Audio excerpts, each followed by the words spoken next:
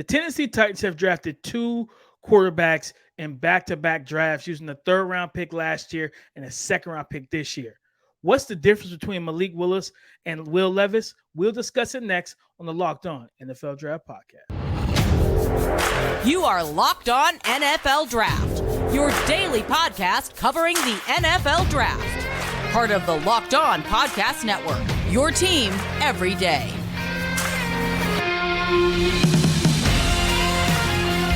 What's up, Locked On family? Welcome back to the Locked On NFL Draft Podcast, your daily podcast covering your favorite draft prospects, part of the Locked On Podcast Network, your team every day. I'm your boy, Damian Parson, always on the ones and twos. You can find me on Twitter and follow me on Twitter at DP_NFL. I'm a national scout with the Draft Network and your favorite and local running back guru. And as always, the champ is here with me, Mr. LSU himself, my guy, Keith Sanchez. And you can find him on Twitter at The Talent Code. Keep talk to him, baby.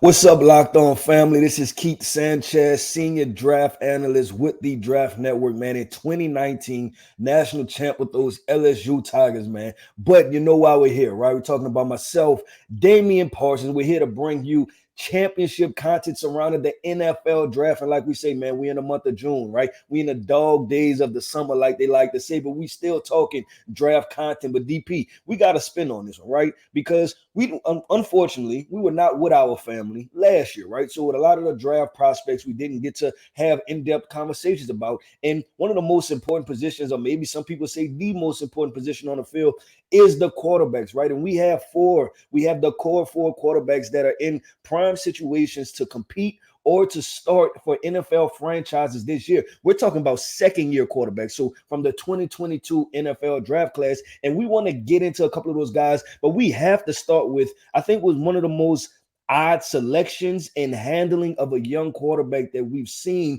and that is the Tennessee Titans, from the general manager to the head coach, right down to, I don't know, the quarterback coach. We can loop and throw everybody into the situation. But DP, listen, they've drafted Will Levis, right? So we're kind of knocking out 2 birds with 1 stone. We're talking about Malik Willis from 2022 and then Will Levis from 2023. But I want to start at the very essence of Malik Willis. Talk to our listeners, our family, about who you believed Malik Willis to be as a player at Liberty.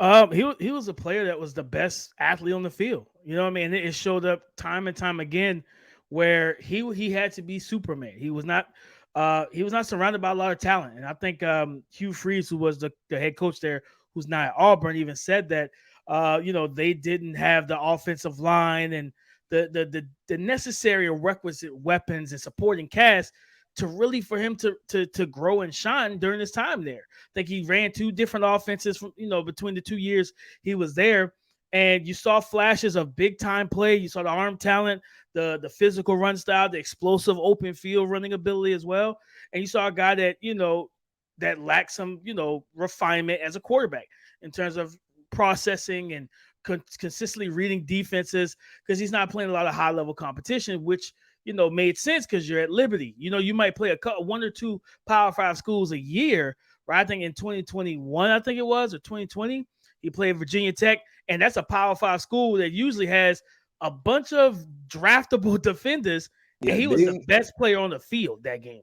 Yeah, he played. So he actually, we had I won't say a good sample size, a decent sample size, because in 2022, I'm hoping I'm getting these years correct. I guess that's 2021. It always messed me up with what year they was drafted and then the year that they played football.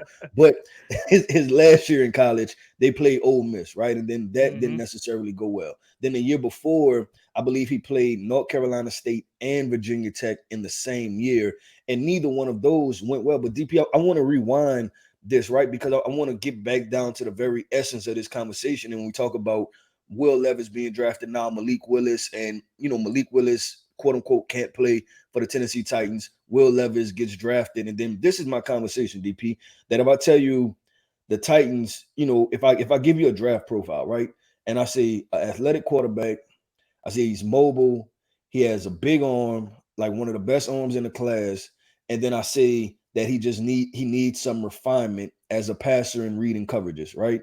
And he didn't necessarily play well in the biggest games. Who am I talking about?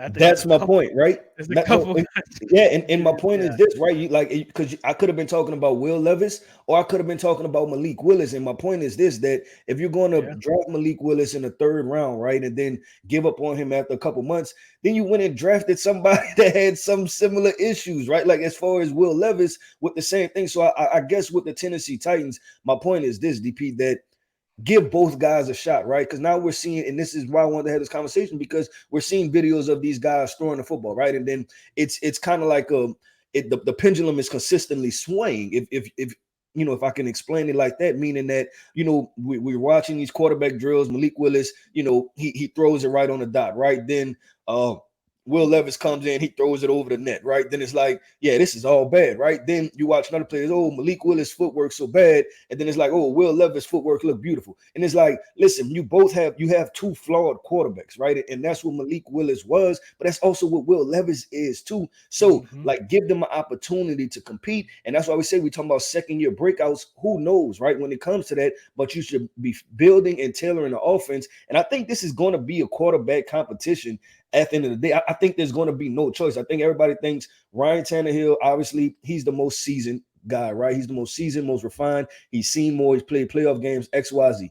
But for quarterback 2, I think it's going to be a lot closer than what people think. I think, like, you know what I'm saying? Like the issues that Malik Willis have, they're forgetting that Will Levis also has those same issues.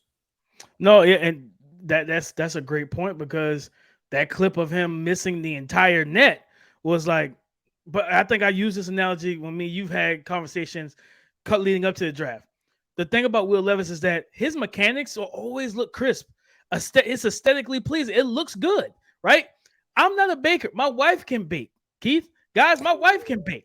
But if you tell me to read the directions, you tell me to whip that batter up and make it look like I know what I'm doing, I can do that. You could record me and drop it on social, and somebody think I'm baking a fire cake that I'm about to throw into the oven. Well, the results of that cake is not going to turn out too well. And that's what you saw all the time on tape with Will Levis, where it's like, man, the compact throwing motion, the footwork, all the zip on the pass, all that stuff looked good and then he starts throwing it into double coverage because the decision making was bad, because he starts throwing interceptions because he's not the most accurate quarterback in the world, right? And he doesn't know how to, you know, pull the string and take some air out of his passes. He's just throwing rockets all over the field. Which was, Keith, to the scouting report, that's what people said about Malik Willis, that he was a fastball pitcher who didn't have multiple speeds. Well, neither does Will Levis. That's the same. It's the same problem. But I'm gonna tell you what people compartmentalize and rationalize with this Will Levis thing is that they feel he's a better fit for the offense that they're going to run for Tennessee. A lot of zone read, boot action, hit the flat route, hit the first read. And it's like, yeah, that's what he did. That's what he did at Kentucky.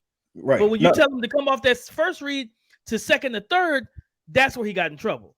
Yeah, DP, I'm so glad that you led right into that, because that was the next segment that I wanted to break up, right? Because we talked about Will Levis, we kind of outlined who we believe Malik Willis, and who we believe he is as a player, right? But now we talk, because this is breakouts, right? We're talking about 2nd-year breakouts, potential to breakout, and what we're saying is this, that this quarterback race will be closer than what people expect heading into training camp and everything for QB2. Now we want to talk about DP, because we always talk about path to success for players. We believe that the path is much more important than just necessarily just the player profile, right? You have to set them up for success. So coming up next, DP, you talked about offenses and scheme. I want to talk about what does the Tennessee Titans need to do so they can be able to pull the very best out of Malik Willis and get, basically return on their investment after they spent the 3rd round pick. So let's get into that coming up next. Guys, the NBA Finals are tied 1-1, Denver Nuggets versus Miami Heat. And right now, there's no better time to make a fast break to FanDuel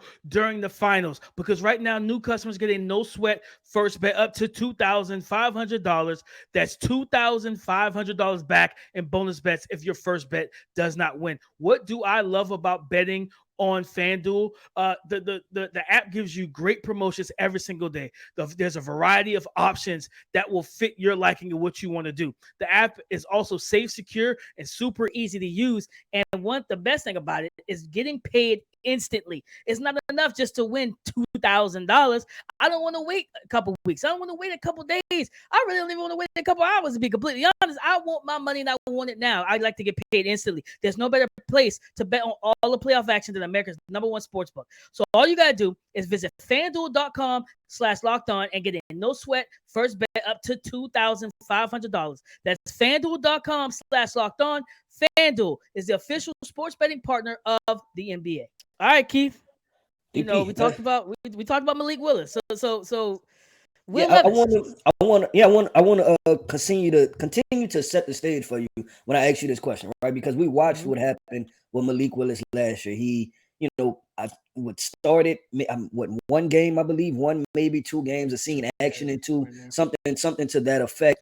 Then was pulled, right? Then there was a lot of in the media, like I feel like Coach Vrabel kind of hinted at some things, like kind of getting after him a little bit, right? And it was up to interpretation on if you felt like that was motivational tactics or was that kind of throwing your player under the bus, one way or the other, right? But I do want to have a discussion, DP, like we said, we support system. When you watch Malik Willis and you graded Malik Willis, right? You gave him a grade, but then you also was like, hey, if you put this guy in this situation, he can be successful. I want to talk about DP in your eyes, from your perspective. What is that situation for Malik Willis to be successful? I mean, it might sound like a beating a dead horse. It's a similar situation that we've seen with Jalen Hurts. With Jalen Hurts, you can look at Josh Allen a little bit. You can look at Lamar Jackson as well. Understanding how to formulate an offense around him.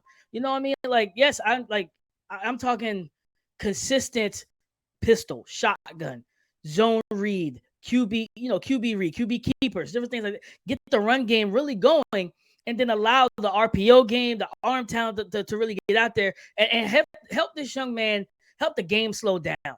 And I think what we see when you get quarterbacks who are physical and athletic, when you start running them, the game slows down a little bit for them, because now these defenders aren't reacting on the drop of a dime. They have to read and react. They're thinking a little bit like, okay, is this ball going to stay with Derrick Henry, or is it pulling out with Malik? Because the last 5 times they give it to Derrick Henry, and if I jump this, Malik can come backside and burn us for 40. So that now they're and you, as you know, as a former defensive coach, Keith, when your players are thinking, that's the wrong thing for them. Yeah, because you know what I mean. When they're thinking, they're not reacting. It's the wrong situation. They're not moving. When they're thinking, they're not moving. Yep. They're standing. They're sitting there flat-footed. But that's what you want as an offensive coordinator. And I don't feel like that's he started 3 games last year, but at the same time, like, I mean, you look at it with Jalen Hurts.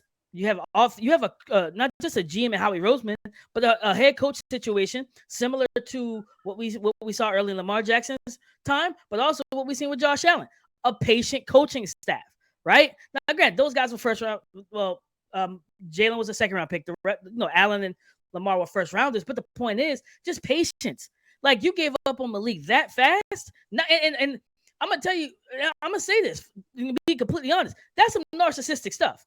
Because the simple fact of the matter is, your offensive situation is one of the worst in football. And I'm not even going to sugarcoat that. The Tennessee Titans may have the 32nd, almost 33rd ranked supporting cast in terms of receivers.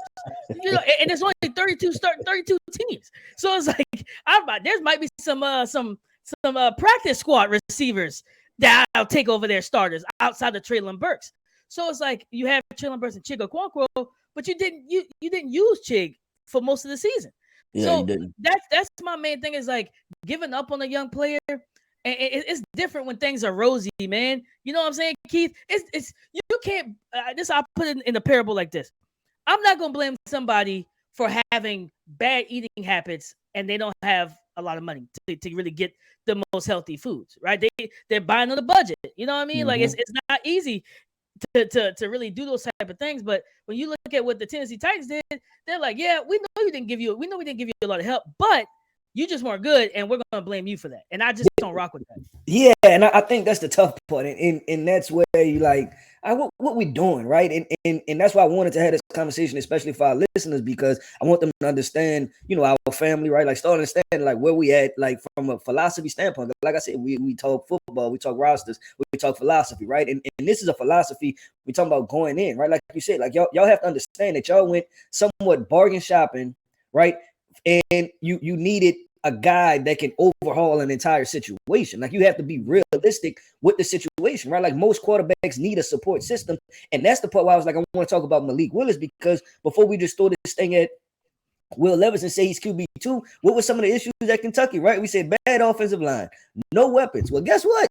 The Tennessee Titans need a better offensive line, and they have limited amount of weapons. So how do you feel comfortable, right, with saying that, hey, you know what, Will Levis is going to be much better in this situation than what he was at Kentucky, because it's probably Tennessee Titans is probably the Kentucky version of the NFL, like point blank period, right? Like, just to be completely honest, right? Average, sometimes solid roster, you know what I'm saying, to be competitive in whatever division they are. Sometimes they surprise you, right? Sometimes they have a couple good athletes. It's the same thing. And I think from my perspective, it's just, you know, I don't even want to say it's frustrating, but you look at it and you're like, hey, like, support both guys, right? Like, I'm not having this conversation to knock Will Levis, but what I'm saying is that and I might even tweet this out, that they're going to get the training camp and those offensive coordinators and those head coaches, you know, the head coach, he's going to see Malik Willis, he's going to see Will Levis, and it's going to be the Spider-Man meme. He's going to say, oh, damn, I got two of the same people. Like, that's what's going to happen with this situation, right? I could just see it happening, unfolding in training camp, because both guys will have high moments. They will flash high-level football play. And then there will be moments of, what was that? You know what I'm saying? So that's kind of the conversation, DP, that I really wanted to have around Malik Willis, because, yes, I think there's a support system that can be put in place. We know that this quarterback battle is going to be so heavily contested, man. But I just want to talk to our listeners and say, hey, that's just our prediction, right? That, or maybe I'll say my prediction and you let me know if you agree, that I think this quarterback race is going to be closer for QB2, because I think they will play it safe and go around Tannehill. If you're objective, Keith, if you're looking at it with an objective eye, it's going to be close. But if you already look at like Malik Willis as a lost cause, you're going to already show bias and lean right into the lane of a Will Levis. And that's why I want to have this conversation, right? Because I think that Will Levis, his highs and lows, they're going to give you no choice but to start being objective, right? You're like, all right, man, what we doing here, right? Like, I think you're going to have no choice but to, like I said, the spot, like, there's going to be a day. It's probably going to be like August 9th, day in training camp. And then it's going to hit the coaches like, all right, this is a lot closer than what we thought. We tried, you know what I'm saying? But it is what it is. But I think DP, regardless, man, it's going to be a hell of a conversation. It's going to be fun all the way throughout. Like I said, man, we're going to continue to talk about these second-year quarterbacks. So now we're about to make a transition, right? We talked about a quarterback competition, DP.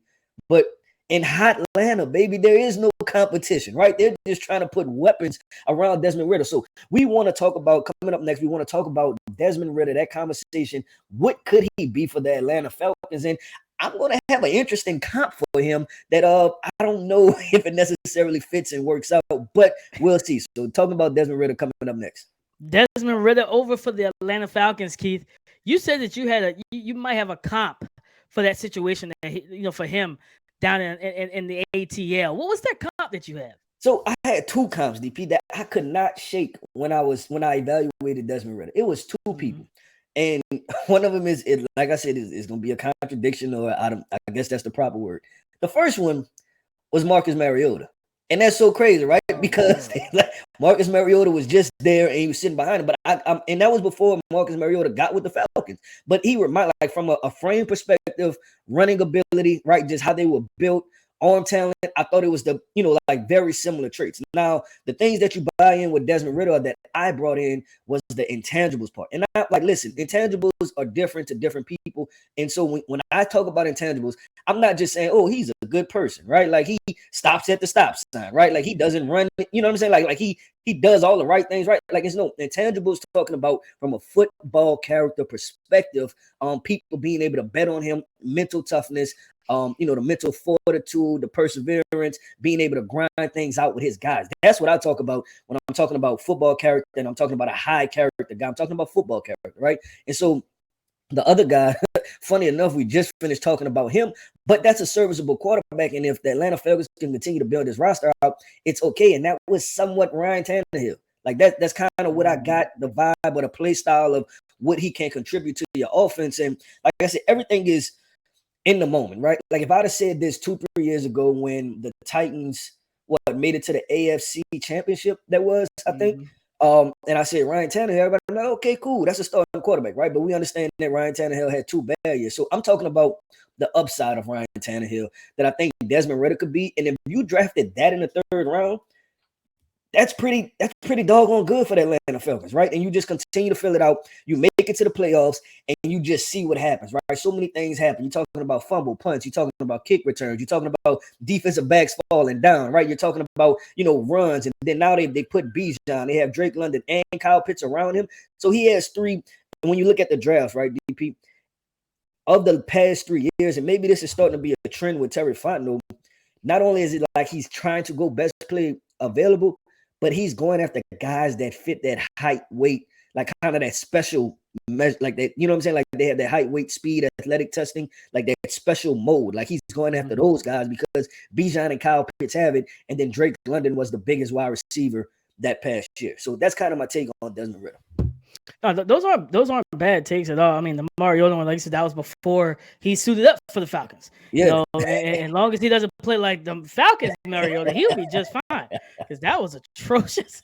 What we saw last year, I was hoping it would have been better. But I think the main thing for me, I think his stock is up, man. I think he's a potential breakout candidate, for the 2023 season. Simply because, like you said, now he's a starter. He's an unquestioned starter. Breakout to what, DP? I want to ask you, like, what is, because I kind of talked about what I, kind of seen floor ceiling type situation. What is your floor and ceiling for Desmond Ridder, with the Atlanta Falcons? And I'm asking you because, for our listeners, DP at the Draft Network, he had the Atlanta Falcons in his region. So we're talking about watched probably 12 games of the Atlanta Falcons last year. So he's very knowledgeable of this team. So I want to ask you, what is his ceiling, with this team, and what did you see from him when he was able to play?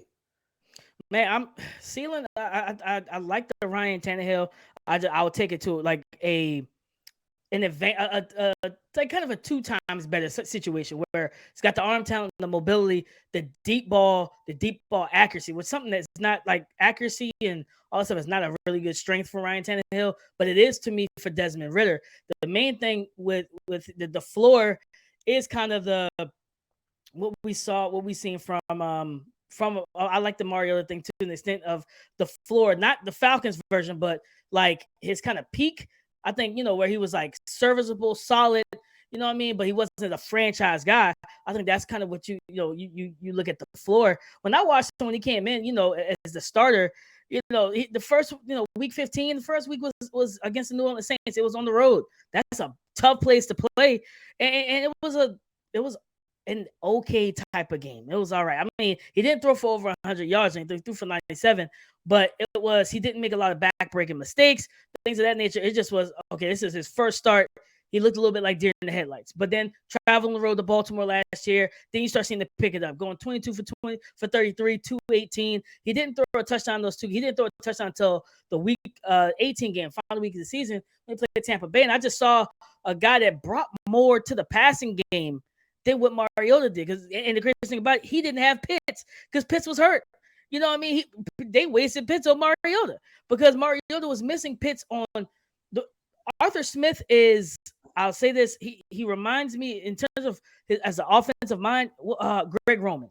Great run game coordinator, kind of middle of the pack, meh type of passing game coordinator. But what I did love about him is that when he knew he got the run game going and he started seeing those safeties cheat down, then he would isolate Kyle Pitts because Kyle Pitts is the deep threat for that offense. Not a Drake London, not, quarter up, it's Kyle Pitts.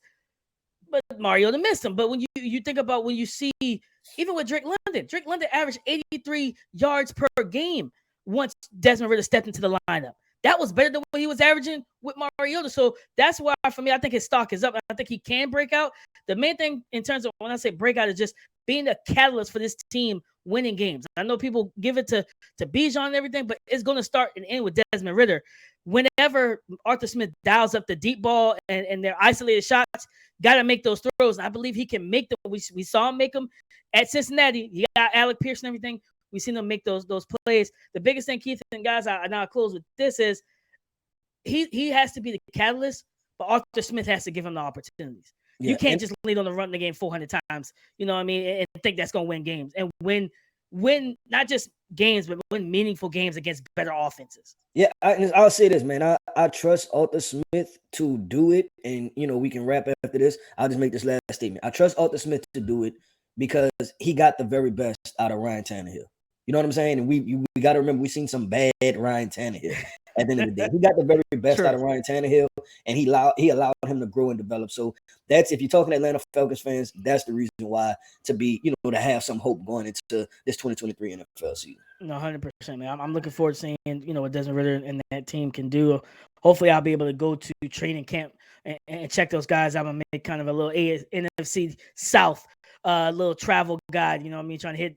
I'll be hitting Carolina camp as well. But guys, we appreciate y'all as always for tapping in with us, man. And you know what we tell you, your family, as Keith has said it many times on just this podcast, you guys are family. We love y'all. We appreciate y'all. Y'all are our everydayers. Go subscribe and follow for free on YouTube, wherever you listen to podcasts, to get the latest episode as soon as it's available. Thank y'all for making Locked On NFL Draft your first listen today and every day, Monday through Friday. Thank y'all so much for being our everydayers.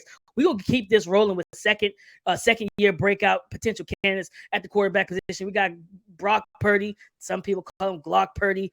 Never for me. But you got Sam Howell, Kenny Pickett on tomorrow's show. So tap back in with us. We're going to take a look at their rookie seasons and where this could go for them. But in terms of Twitter, you can find Keith Sanchez and follow him at The Talent Code. I'm Damian Parson. Follow me, DP_NFL. Come and join the conversation again tomorrow on the Locked On Podcast Network. Your team every day.